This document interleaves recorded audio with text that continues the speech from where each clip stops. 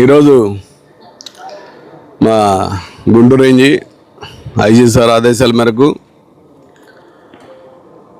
మన Narsapeta sub division పరిధిలో 2 town PS లిమిట్స్లో నర్సాపేట టౌన్లో ఈ ఇస్లాంపేటలో సుమారు 100 మంది పోలీసులతోటి కార్నర్ జడ్జ్ ఆపరేషన్ చేయడం జరిగింది. ఆఫీసర్స్ మెన్నంతా కలిపి ఇల్లు కూడా క్షుణ్ణంగా తనిఖీ చేయడం జరిగింది.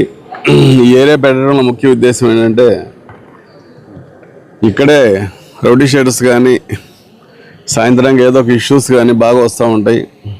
తాగి గొడవలు ఎక్కువ జరుగుతూ ఉంటాయి.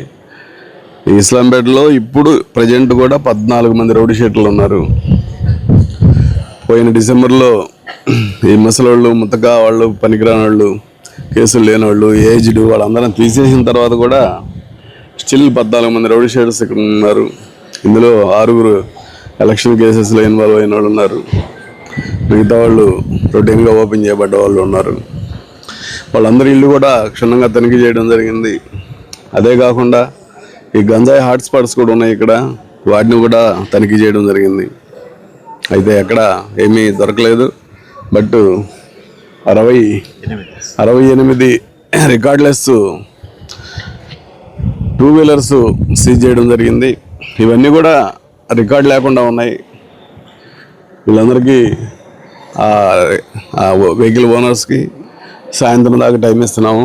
సాయంత్రం లోపు రికార్డు కనుక ఎక్కడైనా ఇంట్లో కానీ ఎక్కడైనా వేరే దగ్గర ఉంటే కూడా తీసుకొచ్చి ఫైనాన్స్లో ఉన్నా సరే తీసుకొచ్చి చూపించగలిగితే ఆ వెహికల్ రిలీజ్ చేస్తారు. లేకపోతే 2 టౌన్ పరిధిలో కేసు పెట్టేసి మొత్తం కూడా సీజ్ చేసి కోర్టుకు పెట్టడం జరుగుతుంది.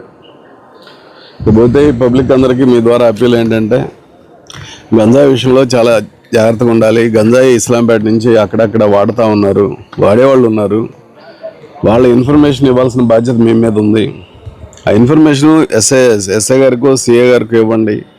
ఒకవేళ వాళ్ళ ఫోన్లు అందుబాటులో లేకపోతే మీకు రెడీగా 112 నంబర్ ఉంటుంది. ఆ నంబర్కి ఖచ్చితంగా కాల్ చేయండి. మీ ఫోన్ నుంచి మీ ఇంట్లో నుంచి ఎవరూ తెలియకుండా మీరు కాల్ చేస్తే మీ ఐడెంటిటీ కూడా అడగము. వెంటనే పోలీసు 15 నిమిషాల్లో వచ్చేస్తారు. ఇస్లాంపేటకి 10 నిమిషాల్లో వచ్చేస్తారు. ఈ కాల్స్ కోసం సపరేట్గా టీం ఒకటి తిరుగుతూ ఉంటుంది పగులు రైతుని.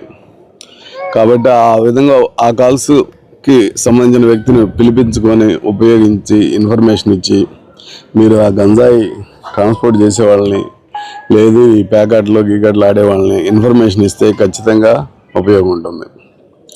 అవి కాకుండా ఇంటి పక్కన గొడవలు, ఆ పంచాయతీలు ఈ పంచాయతీలు అవి ఇస్తూ ఉన్నారు. అవి కాదు, అవి పోలీస్ స్టేషన్కి వచ్చి చూసుకోవాలి మీరు. అంతే తప్ప పోలీస్ స్టేషన్కి వచ్చి చూసుకునే పంచాయతీ ఏమో మీరు ఆ కాల్కి చేస్తారు. చేయాల్సిన కాల్స్ మాత్రం చేయడం లేదు పబ్లిక్. దయచేసి పబ్లిక్ అందరికీ ఒకటే చెప్తున్నాం, మీ అవేర్నెస్ మీ యొక్క సహకారంతో మనం గంజాయినైనా దేన్నైనా కానీ కంట్రోల్ చేయగలుగుతాం. పోలీస్ పరంగా మేము అన్ని విధాలుగా చేస్తున్నాం. ఇప్పటికే దాదాపు మన సబ్ డివిజన్లో 7 కేసులు పెట్టడం జరిగింది. 7 కేసుల్లో 5 షార్ట్ షీట్లు కూడా వేయడం జరిగింది. మరి మేమంతా ఇదిగా చేస్తున్నాము. ముఖ్యంగా చిల్లూరుపేట రూరల్ పరిధిలో దాదాపు 30-40 మంది స్టూడెంట్స్ ఐడెంటిఫై అయ్యారు. అంతా ఇంజనీరింగ్ కాలేజ్ స్టూడెంట్స్. అందులో వీళ్ళు కూడా ఉన్నారు, మన ఎన్ఈసి కాలేజీ వాళ్ళు వీళ్ళు కూడా ఉన్నారు. నర్సాపేట నుంచి అందుతూ ఉంది. వాళ్ళకి అందకుండా చేయాలి, అసలు రాకుండా చేయాలి. ట్రాన్స్పోర్ట్ మీద పూర్తి స్థాయిలో కంట్రోల్ చేస్తూ ఉన్నాము.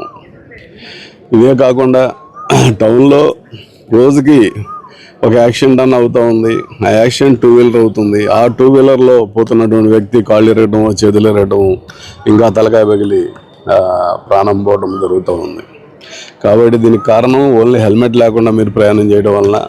హెల్మెట్ తోటి చాలా జాగ్రత్తగా హెల్మెట్ పెట్టుకొని ఖచ్చితంగా ప్రయాణం చేయాల్సిన అవసరం ఉంది. మీరు చూస్తారు హైదరాబాద్ కానీ, బెంగళూరు కానీ, బాంబే కానీ అలాంటి మెట్రోపాలిటన్ సిటీస్లో ఖచ్చితంగా ముందు డ్రైవరే కాదు వెనకున్న పిలియన్ డ్రైవర్ కూడా ఖచ్చితంగా హెల్మెట్ పెట్టుకోవాల్సిన పరిస్థితి అలా అలవాటు చేశారు. ఆ అలవాటు మనకు కూడా ఇక్కడ రావాలని మీరందరూ సహకరించాలని నేను కోరుకుంటున్నాను. Thank you.